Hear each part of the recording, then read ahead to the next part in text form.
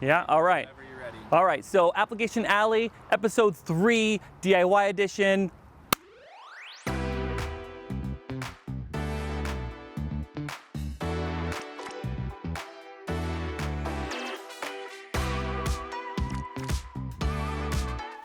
Welcome back to Application Alley. My name's Joel, and this is where we take you behind the building and behind the scenes to show you some really cool products that we have that maybe you don't even know about. In fact, today, I bet you've never heard of this. This is called a stencil sticker, okay? So the cool thing about stencil stickers is the way that they're made is very similar to a transfer sticker. With a transfer sticker, we'll take your design and remove the background. But with a stencil sticker, we take your design, keep the background, remove the design, so that way we can apply that to a piece of wood or whatever your project needs, and then you can paint on top of the sticker, then remove the sticker, and all you have left is your design. Hey, Kevin. CEO on top of the building. Hey. So today we're making a set of cornhole boards for the office for the staff to play on break, and we wanted to add our logo to them. So let's get started. Go ahead and peel back the transfer tape, which will pull the stencil sticker from the backing. Just like any other transfer sticker, if for any reason something sticks, you can always just put it back down, use a squeegee, really make sure it's going to stick to that transfer tape. And as you can see, the great thing about these stickers is that they're kind of transparent. So if you're trying to align it on a grid or something very specific, it really helps that you can see through the tape. So I'm going to apply this hopefully without any issues from the wind. Line it right along there. Perfect.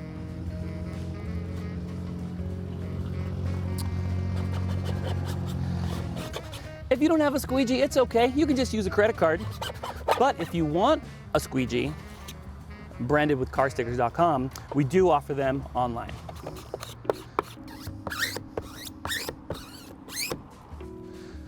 Next, I'm going to peel back the corner of the application tape, transfer tape, and just slide it. If you have any issues, you can always just re-squeegee.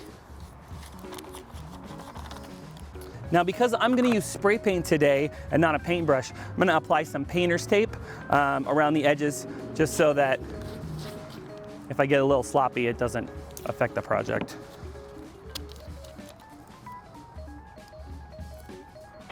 I'm just going to use the backing as to cover the rest.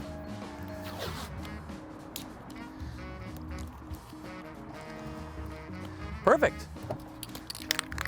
So now I'm going to use some spray paint.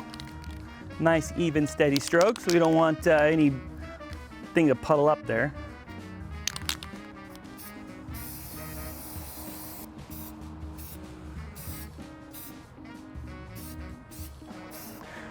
And that's it. Now we just have to wait for it to dry, approximately 20 minutes, room temperature. What's that? Fresh out of the oven, one that we started before filming. So let's go ahead and see how we remove the stencil.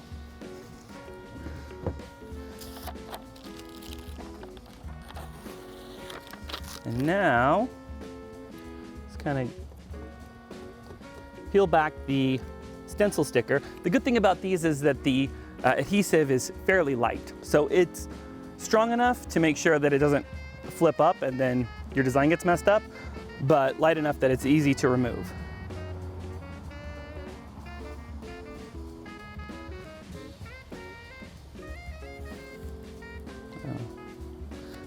I'm really happy with the way that the text came out.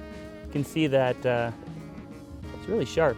Got some really sharp edges. It's really hard to do with like a traditional stencil with cardboard.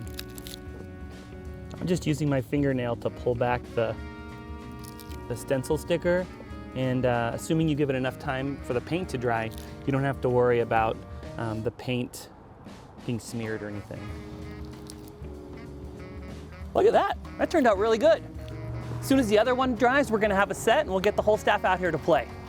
So that's it. I hope you found this episode of Application Alley helpful. Visit us at carstickers.com to get all of your sticker needs, including stencil stickers. They really do make DIY projects a hole-in-one.